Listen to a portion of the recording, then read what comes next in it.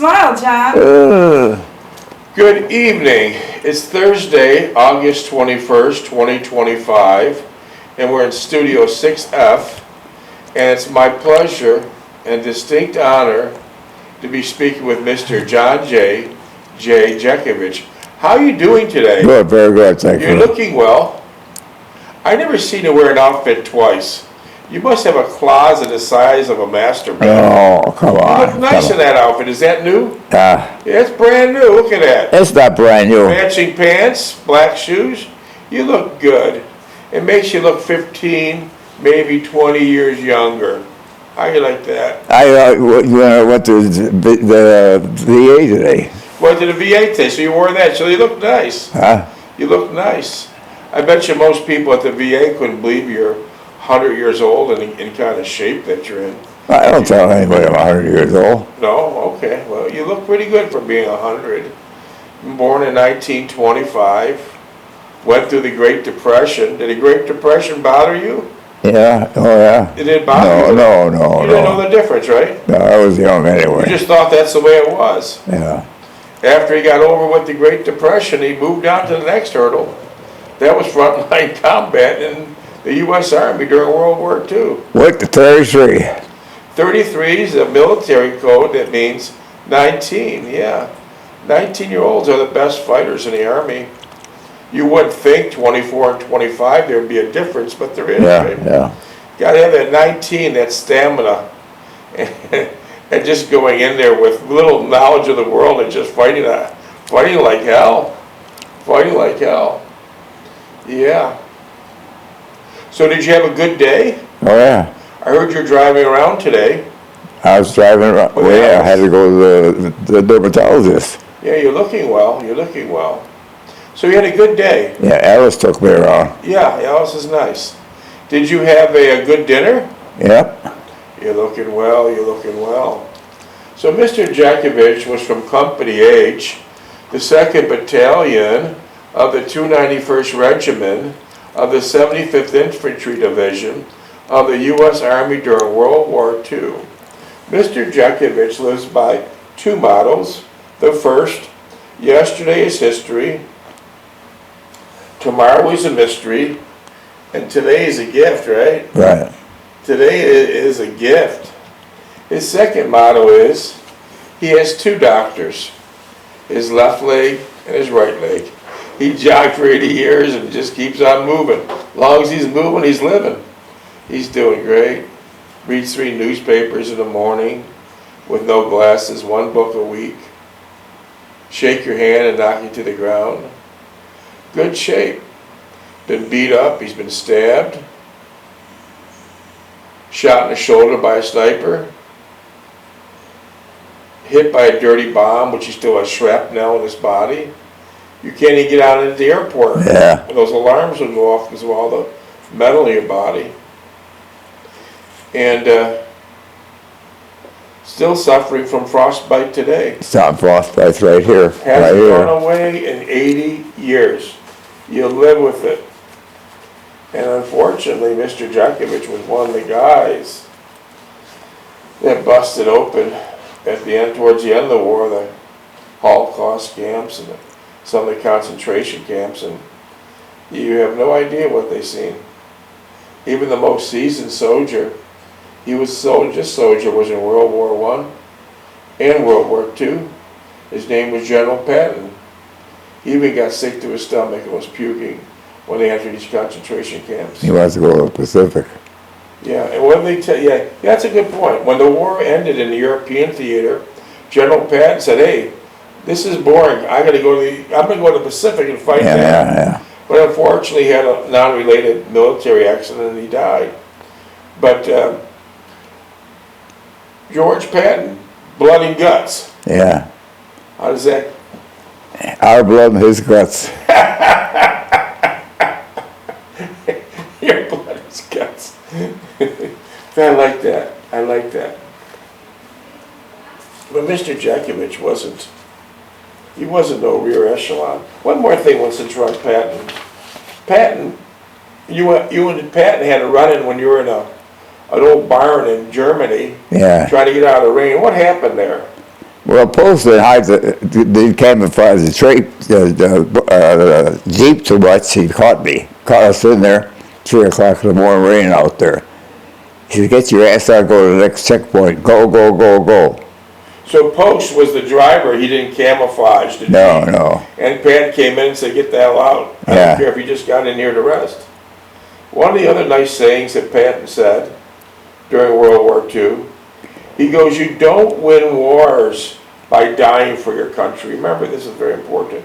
You don't win wars by dying for a country. You win by making the other guy die for his. Yeah. That's the Patton mentality. And finally on Patton, since we're talking about him, Patton says, if everyone is thinking alike, someone is not thinking. So you have to have lots of different opinions to win wars. Mr. Jeckovich was no rear echelon. He was no rear echelon during World War II. He wasn't in the back room typing or making food. He was frontline combat.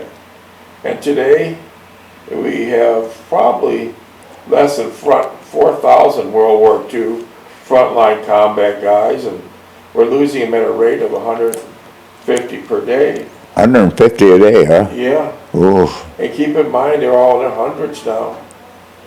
Yeah. We call Mr. Jeckovich at the office the super soldier, because all he's been through, he's in better shape than most 50-year-olds, and that's a fact. It started out during World War II. There were 16,400,000 beautiful young men and women of the United States that participated in the war. And now we're down to less than 4,000. But Mr. Jeckovich wasn't sitting in the back rear echelon. He was up right front fighting, right to the bitter end. Battle of Bulge, Bastogne, all the big ones. And at the end of the war, he was awarded the Bronze Star Medal, the Purple Heart Medal, the Army Good Conduct Medal, the American Campaign Medal, the European, African, Middle Eastern Campaign Medal, 22 minutes. with 3 Bronze Service Stars, the World War II Victory Medal, the Army of Occupation Medal, with Germany clasp, Combat Infantry badge, Sharpshooter badge with carbine, pistol, and machine gun bars. You're mostly the trigger man for the heavy-duty machine gun. Huh? Heavy-duty machine gun, you're mostly the trigger man, right? Yeah. Now tell us what consists of keeping that machine gun going. How many people? Antifreeze. How many people do you need? Oh, you need the whole squad. You need animal bearers and everything else. And someone carry the tripod, Someone carries the tripod, Someone carry the machine back gun. down. Someone carries the receiver. and lots of ammo Then barrels, ammo boxes. because you go through a lot of ammo. Yeah. By going through so much ammo, the barrel of that machine gun gets red hot. How do Yeah. you cool it? Antifreeze. So during World War II, you'd find some water and then mix it with antifreeze, and that would circulate and keep the barrel. Yeah. What happens when someone that you know grabbed the barrel? Well, they grab it and would bring it right down to the bone. And was he released? Yeah, they sent him home. When you would be setting up the machine gun nest, did you stay there for a long time? No, you gotta keep moving. Fire 3 or 4 rounds and get out. And then why would you have to get out? Well, they're zeroing on you. Zero in on you. Yeah, zero in on you. When Mr. Jeckovich was wounded many times, he was sent to France, Paris, France, to a hospital there. I think he stayed 3 there. months I was in the hospital there. What's that? 3 months in Paris. 3 months in Paris. And he was hit up pretty good. He was hit pretty good. And then they released him, and they will never do this today, but they did it then. They released him all Band-Aid up, and they said, if your trigger finger could work, and if you could walk, you're what? Fit for duty. You're back in. You're not going home. Even though you got all bandages around your body, your arms, and as long as you can walk, and your index finger will still fire that machine gun, you're going back to the front line. You ain't getting a pass to go home. No, not gonna do that. I noticed here, most of your records, unfortunately, were burned in a big military office fire in St. Louis, Missouri, but we did recover some documents, and on your draft documents, it stated that you're 187 pounds. Yeah, So your Polish mother fed you well. yeah. What are you down to now? 151. Okay. Well, the good news is you can still fit your uniform loosely. And you were living at 3063 Orleans Avenue. All right. Niagara That's Falls, all New York. gone. That's all gone. Yeah. Another interesting fact here. This is quite interesting. They gave this man called a mustering out pay. And if you don't know what that is, that's the pay that you would receive to get back to your civilian life, to make you whole again. How much they give you for your money? 300. $300. Yeah. And how'd they pay you? Once a month. So for 3 months, you received $100, and that was to get your life back to where it was. Plus $29 for bus fare back. Oh yeah, I forgot that. That was on the order of Colonel J. Harris. He said this guy did a great job, so let's give him $29. And what was that for? Yeah. What was that for? Bus fare home. Okay, and that was it. Yeah. They said here in these documents that you were a sheet metal worker. Worked for my uncle. Wow. And your official release date was, it looks like April 30th. Discharge. Your release date for the military looks like it was April 30th, 1946. Discharge. Discharge, yeah, I'm sorry. Yeah. It's not a release date, he's not in prison, I'm sorry. It's not a release date, he's not in prison. It's a discharge, I don't have the lingo, I'm sorry, but that's what it was. It's discharge, sorry about that. You know, we read Mr. Jeckovich's book around already once, and how many pages is it? 849. Wow. 17. It's a big, beautiful book, 849 pages. It's titled Their Mother's Sons. It takes them from 11. I still don't know where the old book, where the old book is. I don't know where it's at. Well, after we... Remember it was all fussed up, bundled up and everything? Yeah, I know. We'll look for it after we get done recording. Well, there's got to be somewhere around it. Nothing disappears here at this house. It's somewhere here. But Mr. Jeckovich, he wrote this big, beautiful book. And I know he didn't do Google. No. And I know you didn't have a laptop. So how'd you write this big, beautiful book? Yellow pages. Yellow legal pads. 849 pages. And it has so many beautiful details, and it's hard for me to understand all the knowledge he has about first and last names, teachers from Trot, teachers from high school, lieutenants and sergeants and high-ranking officers in World War II, and even addresses of his girlfriends back then. It's absolutely amazing. That's all from the mind. That's all from the memory. So his mind is like a library. It really is. It's things he knows. Shit, I don't remember what happened last week. This guy's going back 80 years with first and last names and street addresses and what they had on their day. Not me. I don't think anyone does. But that's why we call him, we nicknamed him Super Soldier. Yeah, we really did. When you grew up, what was your address where you lived? There you go. Where you lived, what was the address? Where? Where you lived when you was 3063 Orleans Avenue. Niagara Falls, New York? Yeah. That's all gone. What do you mean it's all gone? Well, we drove through one day. There was nobody there. It's all abandoned. Yeah. Yeah. What do you think happened? Where do you think everyone went? The mafia came in. They destroyed it? Yeah. Wow. It's beautiful on the Canadian side yet. So I guess you knew about the mafia because you had a snow plowing business there, and you plowed a funeral home for Stefano Magadino. Yeah. And you told us one time at 10 o'clock in the morning, you got done plowing his funeral home, and a couple big burly guys in suits and fedoras on came to you and said, "Come on in, Johnny, you're going to have breakfast with us." Yeah. What did you have for breakfast? Oh, pancakes, sausages. And did you also have spaghetti and meatballs? Yeah. And all the guys you told me were sitting at a 30-foot mahogany table, Yeah, all wearing like big bibs. yeah. And the king, the head guy, I should say, not the king, I'm sorry, was Stefano Magaddino. He was sitting at the back of the table with front of the table, but his back to the wall.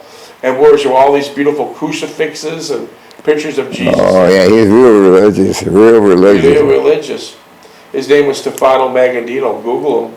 You can see how religious. How did that guy come up and select with the head? Wait, tell me what happened now? Well, somebody come in with a baseball bat, hit a guy in the head. Hit Knocked one of him the off guys the at chair. the table eating breakfast? Yeah. And so you're sitting there. We were sitting next to this guy? No, I was on the end of the table. You were at the end of the table. So someone came in with what now? Huh? What happened now? He had a baseball bat and hit the guy in the head. Did a guy go down? Oh, yeah, he fell on the floor. Holy shit. I think he took his head off. No, it was that hard of a hit. Yeah. And so Mr. Jeckovich, who worked for Stefano Magaddino, maybe you could Google his name and find out in your own words how religious he was. And then, didn't you think in the back of your mind when they hit this guy, you had no reason why, he was at the table just like you. Did you say to yourself? Then he's part of the mafia, that's all. Yeah, but I know, but did you say to yourself, if I don't plow this guy's funeral home like that, I might be next. Yeah, he might get pissed off, yeah. Yeah. Well, you always got paid, right? Oh, yeah. They paid you well? Yeah,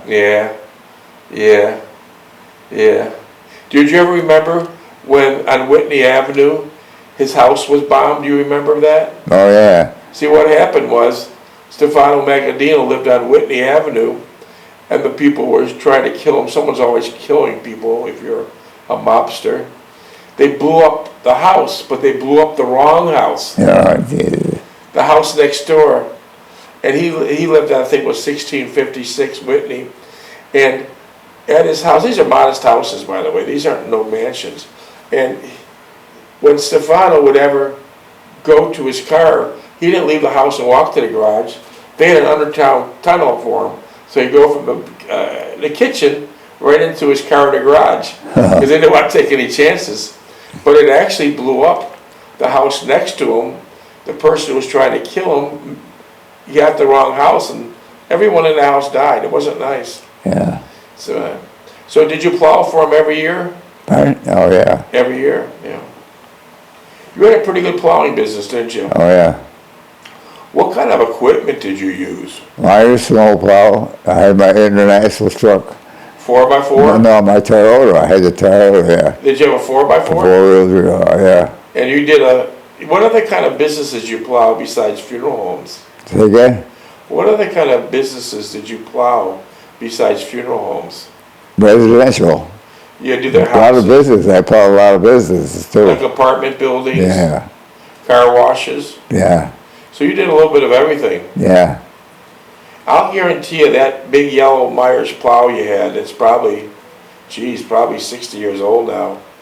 It's still working Oh, somewhere. yeah, it's in good shape. All the instruments work and everything on The it. only thing you have to do is, change the hydraulic fluid, maybe a piston from time to time, but the plow itself, it's destruction proof. So someone's probably using it every winter, Yeah. somewhere's up north, I Yeah. guarantee it. So did you enjoy doing that business? Oh, yeah, I liked it, yeah. Did your truck ever get stuck? Yeah, I used to clean the alley every morning.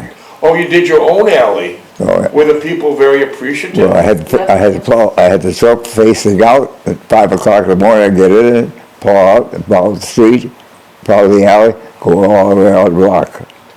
Well, I'll bet you the neighbors really appreciated that. Yeah, and they said, well, you let snow in front of my door. Oh, no, someone actually said that Yeah, to and you? this drift that just comes off the plow. Wow.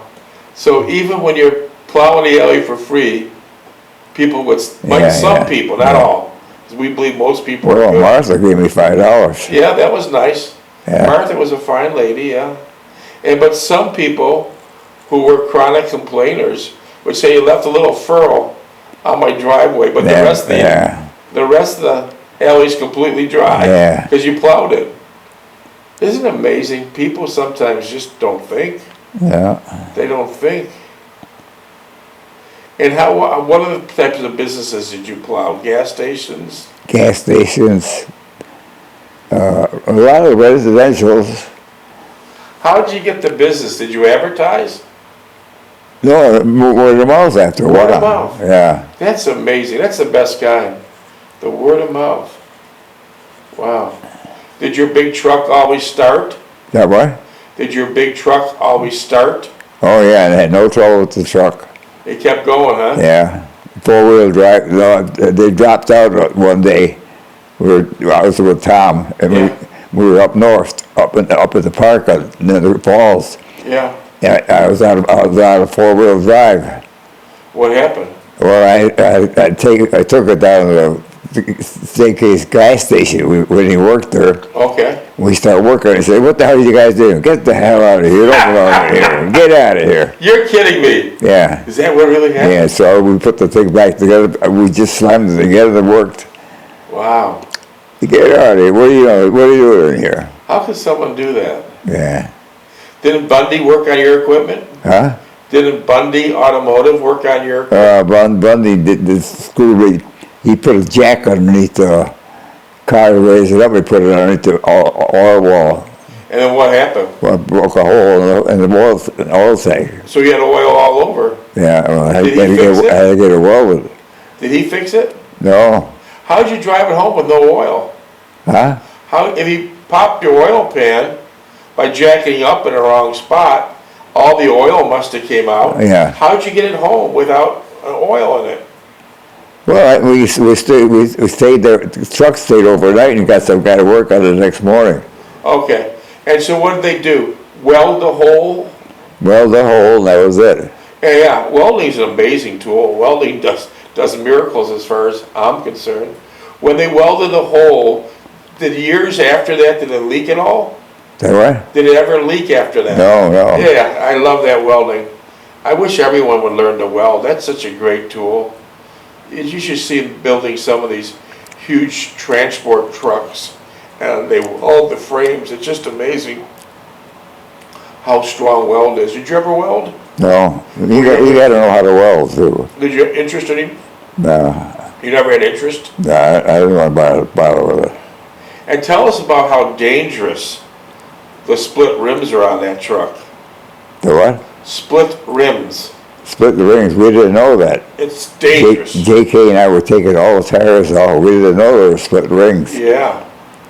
That one come up, pluck it in the head, Yeah. take your head off. I knew a man that has a gas station. Split room popped him. He never. Yeah, but we changed every wheel. We didn't know anything about it. We were lucky. We were lucky as hell. I'm glad they don't do split rims anymore, because those are the most dangerous devices that any automotive company ever invented. Split rims. It'd kill you instantly Yeah. if it hits you like that. Did you go through a lot of tires on that truck? The what? Did you go through a lot of tires? No. Did your truck have a good heater? It'd be good here. Yeah. Did your Volkswagen have a good heater? No, you had to go 90 miles an hour, get an air out of it. Mr. Jeckovich is talking about the Volkswagens from the 50s and 60s and maybe 70s. You had to generate a high RPM for the engine to throw you off heat. Yeah. So if you're sitting at idle, you're going to freeze. And Yeah. it's cold in New York, upstate, Minutes. 6. And tell us about the time when your wife took the Volkswagen with your mother. This is an interesting story. Your mother and your wife took the Volkswagen to Buffalo, New York in a snowstorm, and you told me your mother wanted some furniture, and they went all the way to Buffalo in a snowstorm, and they tied it on the roof of the Volkswagen. Yeah. What did they tie up there? End table or something. And they drove it all the way. Oh, yeah. And that's amazing. You told me that was a very cold day, snowing, Yeah. and because the furniture was tied on the top of the Volkswagen, they had to keep the windows down, so they must have froze. Yeah, because the road had to go through the road. Yeah, but that's a good example how tough people were back then. They're tough. They don't complain. They just think it's normal, right? Yeah. Just don't think it's normal. Where's that piece of furniture today? But That furniture. Where's that furniture today? I think we had it for a long time. Yeah. And when we moved, Sally took it or somebody took it. Yeah. Did your mother drive? No, Did your father no, drive? they didn't want nothing about it. Your father wanted nothing to do with it. When you married Delphine Stulak, did she have a driver's license? No, And you taught her how to drive? Yeah. Where'd you teach her at? I Hyde Park behind the golf course. Uh-huh. And did she learn on a standard or an automatic? Oh, it was automatic. And so she No, it was standard. Standard, okay. She was shifting the gears all the time. How was she doing? She was shifting and grinding the gears. Grinding the gears. How long did you take it, teach her? How long did it take her to learn how to drive? Well, she was familiar with it within a week. In 2 weeks, she was driving. And then she got her license? Oh, yeah. And that was like the best thing happened to your mother because your mother had Delphine take her everywhere. Man, I was the lights right on her. Yeah, and didn't they go to Canada a lot? Yeah. And what would they do in Canada? Oh, they thought the meat was better and the groceries were better and everything else. Do you think that was true? Nah, same thing. Same thing. Yeah. AMPs, Loblaws were big in Canada. Yeah. They were both Canada, yeah. Yeah.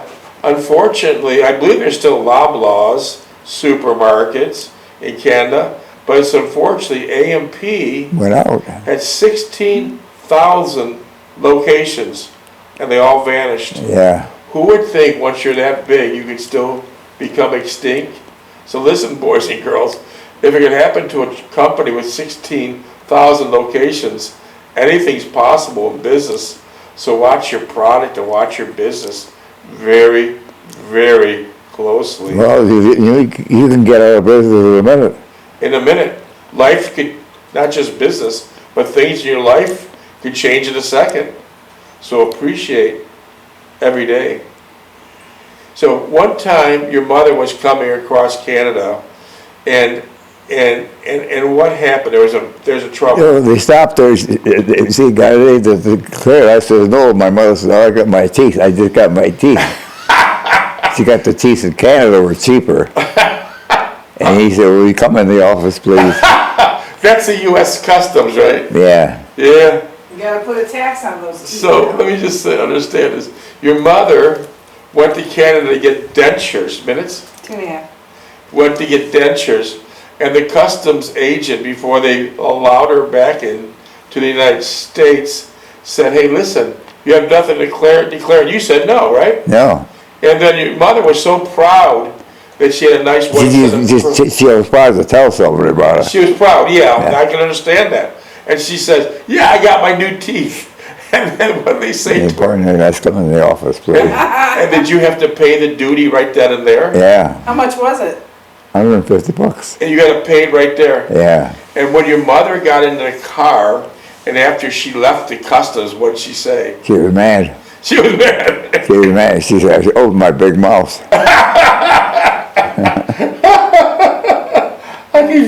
Did she talk about it for a long time after that? Yeah. Wow. I said, Mom, I'm not taking you to Canada anymore. Minute 30. Huh? Minute 30. But it's ironic though, if you're on Niagara Falls, New York, then you cross the bridge in a mile, you're on Niagara Falls, Ontario, Canada, and isn't it like Disney? It's so clean. Oh, yeah. It's so beautiful. Describe what you seen when you would go to Canada back in the day. Oh, different world. Different world. Yeah. 1 mile away. Yeah. Like describe, they had gardens and Yeah. souvenir stores. Well, they didn't have the mafia over there. We had the mafia over Uh-huh. there. So you think that's what it was? Yeah. Wow. Or crooked politicians. Or crooked paw. And today it's the same thing. It's absolutely beautiful, minutes. Yeah. Oh, yeah. Canada's better. Yeah. And what is Canada looks like Disney still today. And what's the American side look like? It's done. It's gone. There's no people. There's nobody living in Niagara Falls, New York. What's the houses look like? All boarded up. Boarded up. Well, maybe they'll get all revamped now. And Canada's thriving. Yeah. Yeah. It's really thriving. 15 seconds. Yeah. Wow. But you went to Canada a lot as a boy, right? Yeah. And you enjoyed going there? Well, we went to Shirkins Quarry there. We were swimming there. Oh, you did? Yeah. How'd you get there, bicycle? No, drove a car. Drove a car there?